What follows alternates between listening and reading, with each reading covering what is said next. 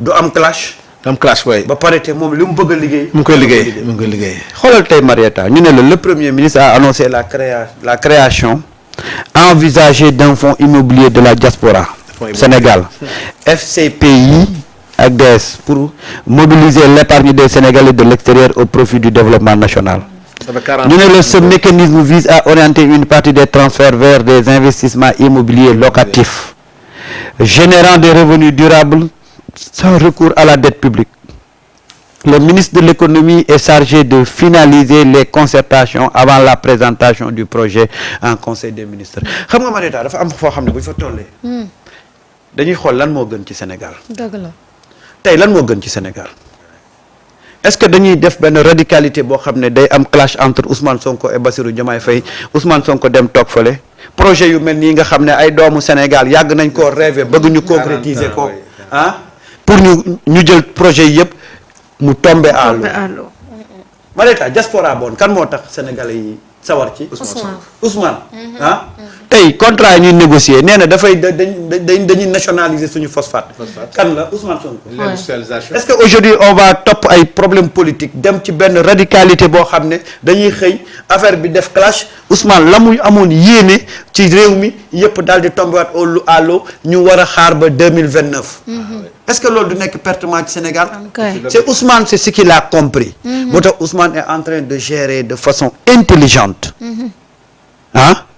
Bassirou Diomaye Faye Ousmane kenn gënu koo radical ci ses positions politiques déedéet tey Ousmane bu ko neexoon mu ne leen bu benn député dem palais te bu ko waxee kenn du dem 165 kenn du dem mais pourquoi il a laissé tey bàyyi ku nekk dem ak sa càggal gu ba pare te Ousmane il veut gérer cette situation là ba nga xam ne moom politique bi nga xam ne ci la nekk muy redresser l'économie de ce pays là Ousmane réussir ko Ousmane aujourd'hui est sur un autre front différent de ñii ci front bi ñu nekk ñii ñooy dajale fële di wax politique Ousmane il est dans la révolution tey son combat c'est comment acter cette révolution là et yi muy teg loolu mooy révolution mooy tey nga ñëw def bras de fer avec le FMI ne on va changer les règles du jeu nga nekk ko pendant 2 ans di def bras de fer boobu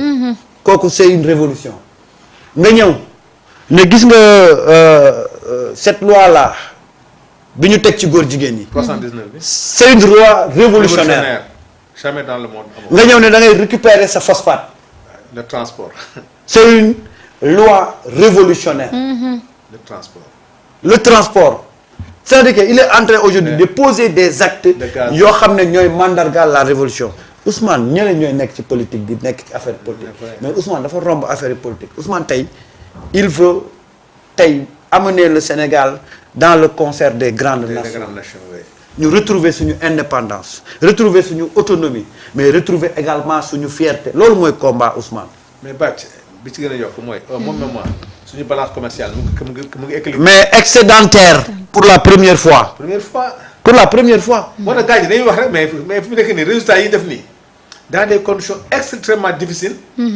le Sénégal nga génn ci situation boo xam ne tey vraiment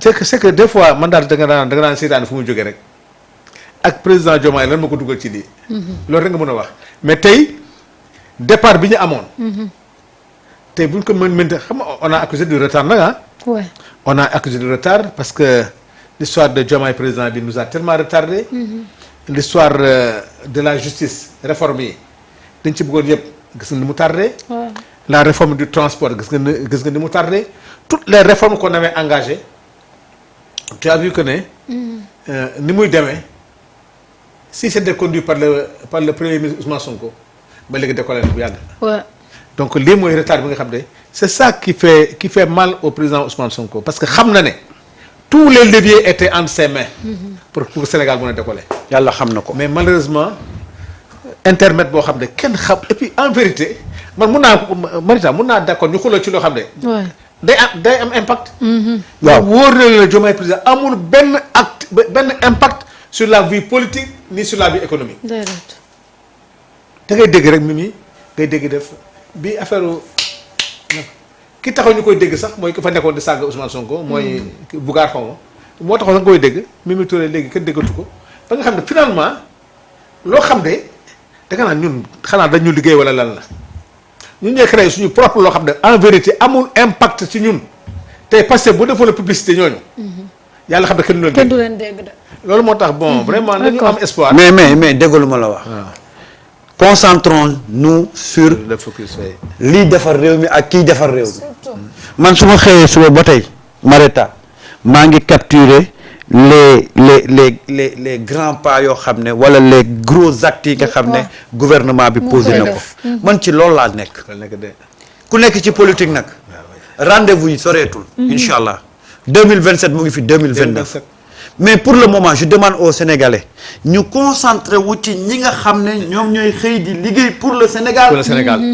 ñi nekk ci politique nag Mariama nañ leen bàyyi politique parce que tey nag nous ne pouvons pas se battre pendant des années ci affaire yi politique. ñu jóge fa ñu ne enfin on va avoir une stabilité pour pouvoir travailler ce pays-là. Avant 2 ans. On nous replonge encore ci dans cette effervescence politique-là mais kañ la ñuy développer. Et pendant ce temps un homme qui s'est sacrifié, un homme aujourd'hui qui est le symbole même de ce changement-là tey mu ngi ci luy redresser économie bi mu ngi ci luy defar dëkk bi mu ngi ci luy rayonner le visage du Sénégal waaye nit kooku du ñu focus ci moom du ñu topp ci li mu nekk du ñu ànd ak moom jàppale ko ci li muy xeex et pourquoi on accepte qu'on nous impose encore un débat politique et un débat boo xam ne tey mais qu'est-ce que le Sénégal va gagner dans ça? Rien. Qu'est-ce que le citoyen de Ndiongolor va gagner dans ça? Tey moment bii ma lay wax nii le ministre des Affaires étrangères mu ngi avec le ministre des infrastructures Déthié Fall ils ont rencontré le président de la Banque africaine de développement pour voir comment financer les infrastructures yi fii Sénégal. C'est que personne n'en parle. ñu ngi liggéey de. Personne n'en parle. waaw parce que borom réew mi bu nit ñi di ko def comme moom ma ngay lijjanti politique moo tax politique bi jël le dessous de comme. léegi nañ ko ba mu def politique am. mais en Italie. moo ma de. En Italie est-ce que tu connais le président le président de la République d'Italie xam nga xamoo ko. que le premier ministre. Premier ministre rek la ñuy lijjanti. Premier ministre bi nag évidemment c'est dicté par le régime de ce pays-là. Mais à défaut d'avoir un régime comme ça ñun mën nañu topp ci kii liggéey di poser ay actes ñu bàyyi waxu politique bi Marieta Diomaye président coalition boobu tey ñu accepté ko ñu bañ ko accepté lan lay changer ci suñu vie dara qu'on en discute tous les jours qu'est-ce que ça va changer dans le développement du Sénégal rien du tout waa ki ne démb dafay fexe ba ñu jël les contrats gaziers ñu renégocier ko mais loolu c'est un enjeu de taille qui mérite une mobilisation de la population tey loolu débat devait tourner sur la pertinence de renégocier ces contrats-là tey on te dit que le Sénégal malgré les millions de barils de pétrole yi muy exporté amu ci lu bëri ndax signature bu bon mais comment accompagner nos autorités pour signer des contrats yoo xam ne Sénégal da ci mën a jot boppam ci loolu la Ousmane nekk de ca la nekk ca la ne de moo tax Marieta man non les autoroutes de l'eau Marieta man moo tax man ce débat et en toute sincérité ce débat de il reçoit des gens au palais pour un ndogu wala il a des ça me met très mal à l'aise xam lu tax parce que peut-être que je suis maa ngi ci chaîne de télévision en tant que journaliste analyste je suis obligé de le faire mais wallahi c'est un débat qui ne m'intéresse pas ça ne m'intéresse pas parce que ça peut rien changer dans l'évolution de ma vie et de la vie de mes enfants mais malheureusement je suis obligé d'en parler mais quand j'en parle je suis gêné. On n'était pas attendu à ce sujet. Ouais. Sénégal waroon na dépasser lii. Effectivement. waaye borom réew mi dama xam ne tey tous ces gens de la diaspora là sacrifice bi ñu def.